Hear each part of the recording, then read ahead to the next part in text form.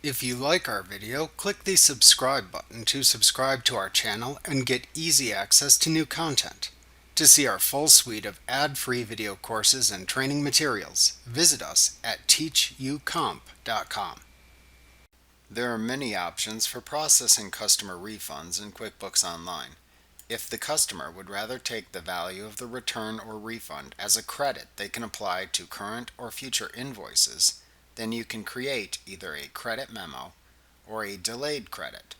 The main difference between a credit memo and a delayed credit is that a credit memo is a separate transaction applied to a customer's open balance in the receive payment window, either immediately or later, depending on whether QuickBooks automatically applies customer credits or not. While a delayed credit is a line item credit you must manually apply within future invoices when you later create invoices for the customer.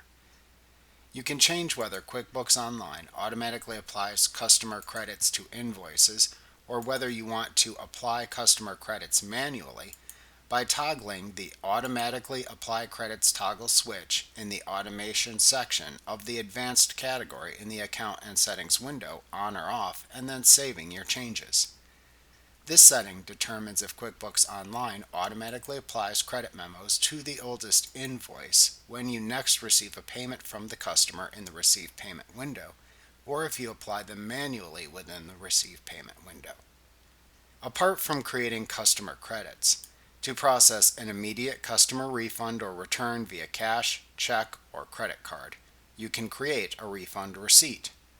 Additionally, if a customer gives you a down payment or prepayment you record in the Receive Payment window and then wants a refund, you can write them a check or expense and then match it to the existing credit in the Receive Payment window if needed. Ultimately, when handling refunds and returns in QuickBooks Online, you and the customer must decide the best option to use for your situation. The next lessons in this chapter show you how to create all these transactions in QuickBooks Online.